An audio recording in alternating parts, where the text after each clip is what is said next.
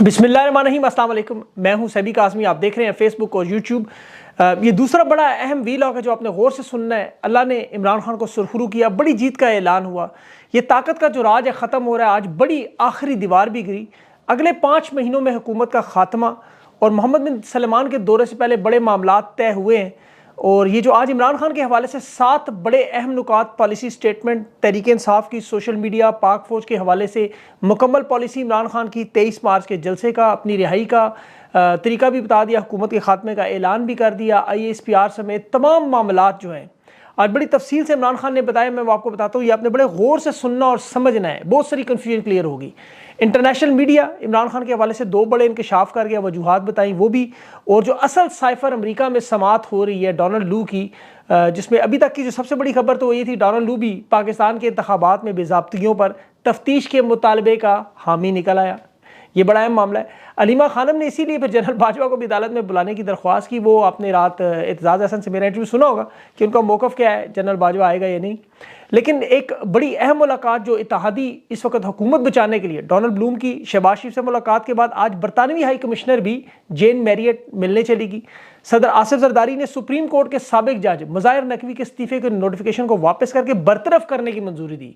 ये मज़ाहिर नकवी को छोड़ने पर तैयार क्यों नहीं है, इसकी वजह बताऊंगा। सेनेट में जुल्फी बुखारी, सनम जावेद दोनों के नाम पे कांटा लग गया।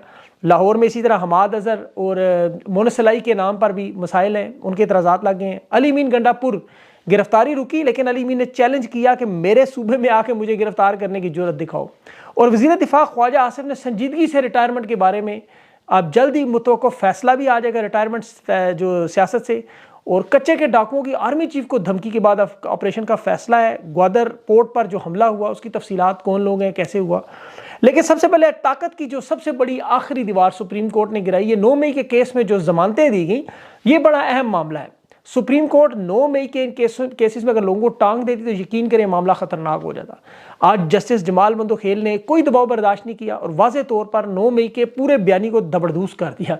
ये वाहिद मामला था कि नून लीग की जिसपे सारी सियासत चल रही थी, इनके पास अब बेचने को कोई और मंजन नहीं। ये बार बार 9 मई के साथ तजदीद अहद करते रहे, तहरीक इंसाफ को दहशतगर्द जमात बनाने की, कालादम करने की कोशिश करते रहे। आज अगर सुप्रीम कोर्ट इस मामले पर जमानतें ना देती तो यकीन करें ये मामला 9 मई का हकीकी मानों में बड़ा खतरनाक बनता। और इससे पहले आपको याद हो तो मास्टरमाइंड इन्होंने बनाई हुई थी खदीजा शाह को, लेकिन उन्हें रिहा करना पड़ा। यहाँ से बयानिया कमज़ोर हुआ। अब जो कुछ लोग रह गए इन्हें रखना पड़ेगा। अदालतों में बहुत सारे लोगों को रिहाई मिल चुकी है क्योंकि ठोस सबूत शहादतें नहीं आई। खान के खिलाफ शहादत, हेड कांस्टेबल की गवाही आप अंदाज़ा कर लें। अब हेड कांस्टेबल का बंदा शहादत देगा। सुप्रीम कोर्ट में अगर वो तमाम CCTV फुटेजेस, वो तमाम मालूमात होती, अदालत में चलाई जाती, दिखाई जाती, उन कॉलों का रिकॉर्ड दिखाया जाता, वो तमाम जो 3 लोग हैं, वासिक कयूम अब्बासी है, सदाकत अब्बासी है और एक मुदस्सर जाट, इन लोगों के अगर दफ़ा 164 के बयान, जिस पर एतजाज़ हसन ने बड़ी खूबसूरत बात की कि अगर मरियम नवाज़ को भी उठा के ले जाए तो चंद घंटों के अंदर वो बाबूजी से अलहदगी का ऐलान कर देंगी। तो ये मामला बिलाखिर हल हुआ। और इसके साथ साथ जो खान के 2 अहम केसेस हैं, ज़मानत का खराज तहसीन नईम पंजोता को देना चाहिए, डिस्ट्रिक्ट कोर्ट इस्लामाबाद में चलने वाले दोनों केसेस, ये लॉन्ग मार्च के दौरान बने थे। थाना बाराकोव में ये मुकदमात दर्ज थे और फैसला महफूज था। इसमें 2 में कल बरी हुए, 2 में आज हुए। इंशाल्लाह एक एक करके सारे केसेस आपको ख़त्म होते हुए नजर आएंगे। इसी तरह अलकादर ट्रस्ट जो 190 मिलियन पाउंड का केस है, उसकी समाअत 26 मार्च तक मुलतवी हुई है। 2 गवाहान के बयानात कलम बंद हुए हैं, जज नासिर जावेद सुने, लेकिन इसमें भी इंशाल्लाह मामला आसानी से हल होगा। साइफर में स्टेट काउंसिल, अच्छा ये बड़ा है मामला, जो सरकारी वकील वो किस तरह इमरान खान के केसेस में समातों में भी जाता रहा, प्रोसिक्यूशन के साथ भी बैठता रहा। अब इस्लामाबाद हाई कोर्ट ने उसके बारे में 23 अक्टूबर से 30 जनवरी तक के अडयाला जेल में कितनी दफ़ा एंट्रियां मारता रहा, वो सारा रिकॉर्ड मंगवा लिया। और मियाँ गुल हसन आज भी अपना सर पकड़ के बैठ के हैरान थे कि किस तरह सरकारी वकला ने एक दिन में तमाम गवाहान पर जरा मुकम्मल कर ली। इसमें यह शख्स भी शामिल है, स्टेट काउंसिल अब्दुर्रहमान। तो इनका किरदार सामने आया तो हकीकी मानों में आपको ये केस उड़ता हुआ नजर आएगा। इमरान खान की आज बड़ी अहम गुफ्तगू, ये आपके सामने रखना बहुत ज़रूरी। इसमें 5 नुकात, जो एक अहम नुकता 23 मार्च के जलसे का, जलसा लाजमी है, अवाम को तैयारी करनी चाहिए और लीडरशिप की तरफ देखने की बजाय कौन आ रहा है कौन नहीं से कतई नज़र अवाम ने अपने तरीके से फैमिलीज, बच्चों समेत जलसे में आना। और यहाँ पर जो बाकी जमातों की शमूलियत है वो बड़ी अहम है। देखें, तशद्दुद का मामला खुदा न खास्ता पेश ना आए, इसीलिए फजल रहमान को भी बाकायदा दावत दी गई। खान ने कहा वो आता है, यानी वो बात की बात, उसकी मर्जी है। और शेख रशीद को भी बुलाया गया। अब शेख रशीद को भी इस जलसे में शिरकत की मेरे ख्याल में शेख साहब के पास बड़ा गोल्डन چانس ہے کہ وہ اپنی باقی ماندہ سیاست بھی بچائیں، غلط فہمیاں بھی دور کریں، اتحادی کے طور پر سامنے آئیں۔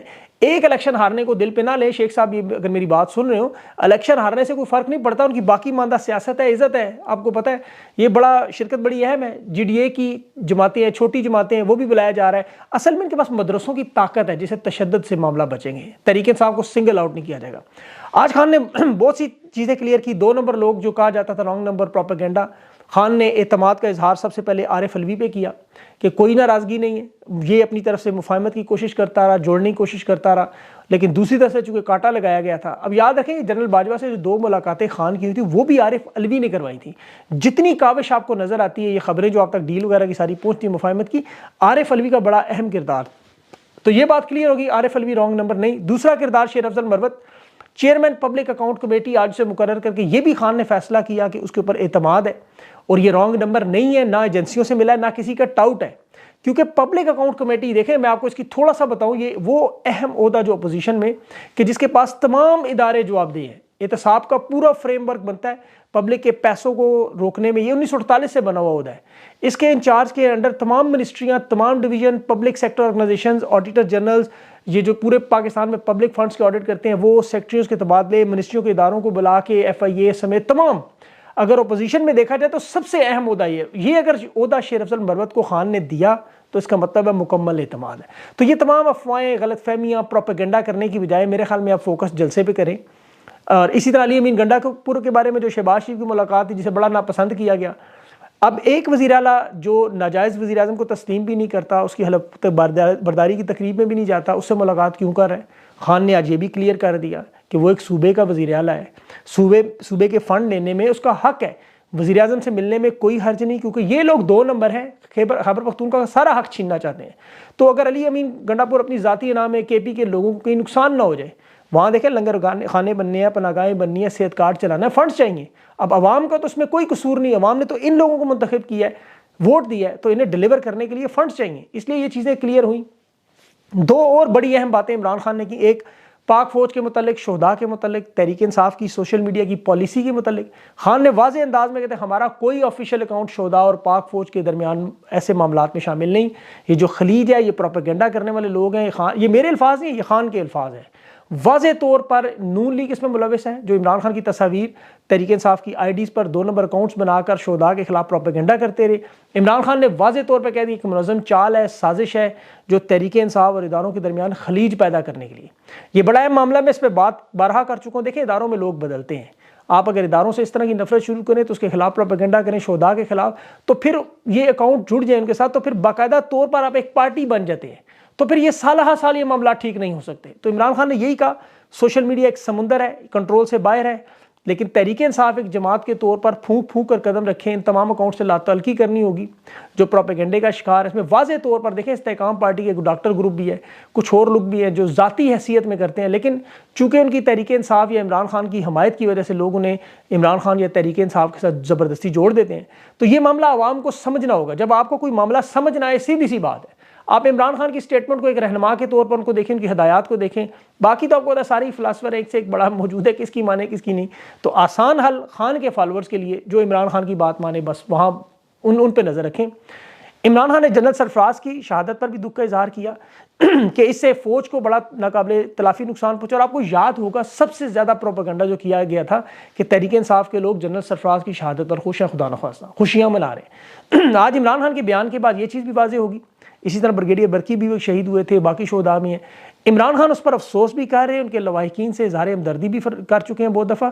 اب جو اگلا اہم معاملہ وہ رہائی کے متعلق، جو سوال پورے پاکستان میں بار بار ہر جگہ پوچھا جاتا ہے خان کی رہائی کب ہوگی، تو خان نے خود بتا دیا کہ رہائی کا تعلق جو ہے وہ معیشت کے ساتھ ہے۔ میں بھی آپ کو بارہا کہہ چکا ہوں، جو پیسے آئی ایم ایف نے دیے ہیں 1.8 ارب ڈالر جو ہی ختم ہوں گے، جس میں کچھ مہینے لگیں گے، عمران خان نے بھی 5 سے 6 مہینے کا وقت اسی لیے دیا ہے۔ اس میں 1-2 تبدیلیاں ظاہر خان، ایک تو آئی ایم ایف کا سارا پیسہ ختم ہوگا، معیشت تباہ برباد کریں گے، سیاسی استحکام موجود نہیں ہوگا، اس دوران امریکہ میں حکومت بدلے گی، برطانیہ میں بھی بدلے گی، وہی آثار ہوں گے جو یوکرین اور فلسطین کی طرف سے جو آپ کو پتہ ہے ہاتھ ہٹتا جائے گا، پاکستان کی معیشت کی حالت ہوگی، عوام سڑکوں پر، خان جیل سے باہر، اور اس سارے مرحلے میں 4-5 مہینے ضرور لگیں گے۔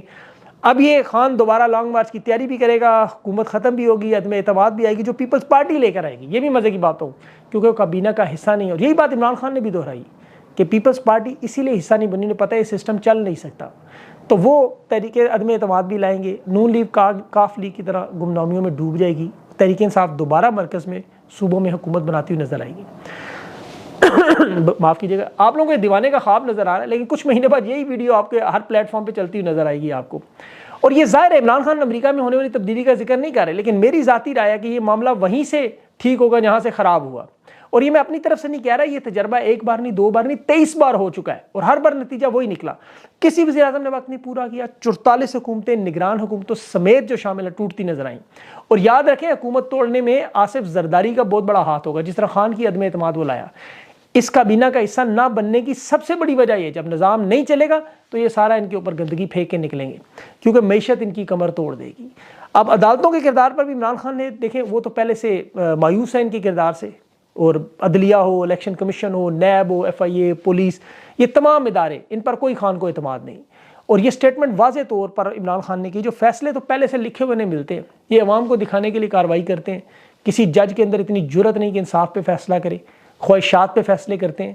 لیکن سپریم کورٹ نے آج تھوڑا حیران کیا، سرپرائز دیا. لوگ سوچتے ہیں کہ ایسے ریمارکس کیسے آ گئے. یہ ایک دم نہیں آئے، 10 مہینے لگے ہیں. انسداد دہشت گردی میں معاملات ہوئے، پہلے 9 مئی کے حوالے سے، پھر ہائی کورٹ میں تاخیر کا شکار ہوئے، پھر جا کے کہیں سپریم کورٹ کی باری آئی. اور دیکھیں قانونی اعتبار سے جج پریشان ہے، کیس فارغ ہونا ہے، بوگس کیس، جھوٹا کیس ہے. اور یہ تمام معاملات جس طرح محمد بن سلمان کے دورے سے پہلے طے کیے جائیں گے، یہ بھی یاد رکھیے گا. یہ ساری چیزیں آپ کو ہوا میں ایسے اڑتی نظر آئیں گی کیونکہ معیشت چلانی ہے، سیاسی استحکام لانا ہے، تو خان کو باہر لانا ہے. یہ پتھر پہ لکیر ہے.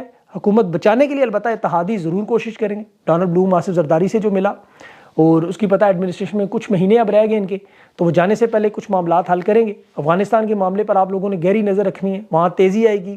گوادر میں آپ کو پتہ ہے جو اتھارٹی کمپلیکس پر حملہ ہوا، یہ اسی سلسلے کی کڑی ہے. یہ ڈونلڈ بلوم صاحب وہاں کا دورہ کر چکے ہیں، اور اس دورے کے بعد آپ دیکھ لیں چینی تنصیبات کو بار بار نشانہ بنایا گیا. ویسے تو یہ سلسلہ 2018 سے شروع ہوا ہے، جب سے CPEC شروع ہوا. چینی انجینئرز پر حملہ ہوتا رہا، پھر 2019 میں PC ہوٹل میں ہوا، پھر اسٹاک ایکسچینج پہ ہوا. تو اس کی اگر آپ تفصیل میں جائیں تو ویسے تو 1975 میں بھی ذوالفقار علی بھٹو پر بھی اس کے کوئٹہ کے جلسے میں معاملہ شروع ہو چکا تھا، لیکن اثر شدت نواب اکبر بگٹی کے جانے کے بعد، فوجی آپریشن کے بعد ہوئی. اب بلوچستان کے معاملات انتہائی پیچیدہ ہیں. امریکی سفیر کی یہ ملاقات زرداری سے، اور یاد رکھیں زرداری وہی ہے جس نے 360 ڈرون حملے کروائے، جس کے دور میں بیسس بھی دیے. مشرف کے دور میں بھی یہ معاملہ تھا. تو یہ اسی کا تسلسل ہے. شہباز شریف جو مل رہا ہے برطانوی سفیر سے، جین میریئر سے، اس کا کردار بھی میں آپ کو بارہا بتا چکا ہوں. انٹرنیشنل لیول پر یوکرین اور فلسطین کے معاملات میں پاکستان کا تعاون، اور سب سے بڑھ کر افغانستان کے ساتھ معاملہ، یہ تمام چین جو جڑی ہوئی ہے. اور آصف زرداری اور شہباز شریف جانتے ہیں کہ ان کی حکومت نہیں چل سکتی جب تک یہ کسی جنگ کا حصہ نہ بنے. تو آنے والے دور میں امریکہ کی یہ پالیسی تو بدلے گی. آج سینٹ میں ڈونلڈ لو کے بارے میں جو ہیئرنگ ہے، دیکھیں اس میں بہت ساری چیزیں سامنے آ رہی ہیں. اس میں میں کوشش کروں گا کہ ابھی جو لوگ وہاں سینٹ کی ہیئرنگ میں موجود تھے یا جن کے پاس مکمل معلومات ہے وہاں پہ، ان کے انٹرویو میں آپ کے سامنے بہت سارے سوالات رکھوں. لیکن ابھی پاکستان کے الیکشن پر جو ڈونلڈ لو مان گیا کہ واقعی یہاں پہ دھاندلی ہوئی، تحقیقات کریں، یہ بہت بڑی خبر ہے، ورنہ وہ پہلے سب اچھا کی رپورٹ دے رہے تھے. اب تو انٹرنیشنل میڈیا بھی دیکھیں، جو رپورٹس امریکہ میں آ رہی ہیں سینٹ میں، وہ تو پیش ہوئی ہیں 60 بڑے اداروں کی. لیکن ایک اور بڑی رپورٹ ابھی جو ساؤتھ افریقہ کے چینل نے جو آج پیش کی، وہ بڑی انٹرسٹنگ رپورٹ تھی. یہ ایڈیٹر تھے، اس میں چیف تھے سمی حامدی صاحب، بڑے اچھے صحافی ہیں. 2 نکات پر بات ہوئی خان کو ہٹانے کی، اور دونوں پاکستان کے اندرونی معاملات. بیرونی معاملات تو میں نے آپ کو بتائے ہیں، جو سائفر کا معاملہ یا بائیڈن کا معاملہ یا ایبسولوٹلی ناٹ سمیت افغانستان، عرب ریاستوں کے، وہ میں آپ کو بارہا بتا چکا ہوں. لیکن یہ 2 معاملات جو اوورسیز پاکستانیوں کو ووٹ نہ دینے کا، جس میں 90% اوورسیز پاکستانی، آپ کو پتا ہے خان کے حمایتی ہیں، پوری دنیا نے دیکھ لی ہے، اس میں کوئی دوسری رائے نہیں. اور اوورسیز پاکستانیوں کو ووٹ کے حق سے محروم کرنے کے لیے خان کو راستے سے ہٹایا گیا. اور دوسری وجہ الیکشن کے نظام میں یہ الیکٹرانک ووٹنگ مشین جو نہیں لانے دے رہے تھے تاکہ دھاندلی کرنا ممکن ہو. ابھی آپ دیکھیں پیوٹن کے ابھی الیکٹرانک ووٹنگ مشین میں جو اس نے انتخاب کروا کے 80% ووٹ لے گئے، ڈکٹیٹر ہے، عامر ہے، اور وہاں پہ الیکشن بھی سردار سکندر سلطان راجہ. لیکن پاکستان میں وہی الیکٹرانک ووٹنگ مشین نہیں آنے دیتے. تو یہ 2 اندرونی معاملات انٹرنیشنل میڈیا رپورٹ کر رہا ہے خان کو روکنے کے لیے کہ اوورسیز پاکستانی جو پاکستان کی معیشت کی ریڑھ کی ہڈی کا کام کر رہے ہیں فورن ریمیٹنس کی بات میں. آج دیکھ لیں خان کے بیان کی روشنی میں جو میں بات کہہ رہا ہوں، یہ اس کا ثبوت ہے کہ عمران خان نے جو سب سے اہم نقطہ بیان کیا کہ اوورسیز پاکستانی اگر ڈالر ملک میں آئے گا، معیشت اٹھے گی، سرمایہ کاری ہوگی، تو اس کی وجہ صرف اور صرف ایک بیرونی ملک پاکستانی سرمایہ کاری کریں گے تب ہوگا، تب یہ مستحکم حکومت ہوگی۔ تو اوورسیز پاکستانیوں کو ان کا حق، ووٹ کا حق لازمی ملے گا۔ اسی لیے یہ اوورسیز پاکستانی اس پروسیس کے نزدیک نہیں آنے دیتے۔ 1 کروڑ بندہ ہے، تھوڑے نہیں ہیں یہ جو ان کے دشمن بنے، اسی وجہ سے بنے ہیں، اور انہی لوگوں کے ہوتے ہوئے کبھی سرمایہ کاری نہیں آ سکتی، یہ بات آپ یاد رکھیے گا۔ اب نون لیگ کے معاملے میں دیکھیں، خواجہ آصف جو وزیر دفاع بھی ہے، ریٹائرمنٹ کے لیے سنجیدگی پر سوچ رہا ہے، مجبور ہو گیا۔ قمر باجوہ اور جنرل فیاض کو پارلیمنٹ میں لانے کی صرف بات کی تو کہتا ہے ایسی دھمکیاں ملی، خوفزدہ ہو گئے کہ سیاست ہی چھوڑنے کی بات شروع کر دی۔ ابھی اس کے پاس بہت سارے راز ہیں، یہ یاد رکھیے گا۔ رجیم چینج آپریشن سے پہلے یہ جو پی ڈی ایم کی حکومتوں میں اعتماد سازی ہوئی جنرل باجوہ کے ساتھ مل کے، سب سے پہلے انہوں نے حفیظ شیخ کو ہٹا کے یوسف رضا گیلانی کو لگایا تھا۔ آپ کو یاد ہوگا 8 ارب ڈالر کا نقصان ہوا اضافہ جو جاری اکاؤنٹوں سے۔ پھر حفیظ شیخ کے جانے کے بعد جو وارداتیں ہوتی رہی، باجوہ نے جنرل فیاض کو بھی ہٹایا ان کو خوش کرنے کے لیے نواز شریف کی ڈیمانڈ پہ، اور آج دیکھ لیں کہ افغانستان میں جو مذاکرات تھے، تعلقات تھے، وہ سب کے سب تباہ و برباد ہو گئے، دہشت گردی میں اضافہ ہوا۔ پھر رجیم چینج آپریشن کے بعد جو معیشت کی تباہی و بربادی ہے، جو دیوالیہ پن تک پہنچے، یہ خواجہ آصف کی آپ کو سارے راز کھولتا ہوا نظر آئے گا جاوید لطیف کے ذریعے۔ میری بات یاد رکھیے گا۔ انشاءاللہ ابھی اگلا انٹرویو ہوگا، اس میں مزید تفصیل سے ڈونلڈ لو کے بارے میں جو سارا ہیئرنگ کا معاملہ ہے وہ، اور کچھ اور اہم خبروں پر بات کریں گے۔ اپنا خیال رکھیں، مجھے اجازت دیں، اللہ حافظ۔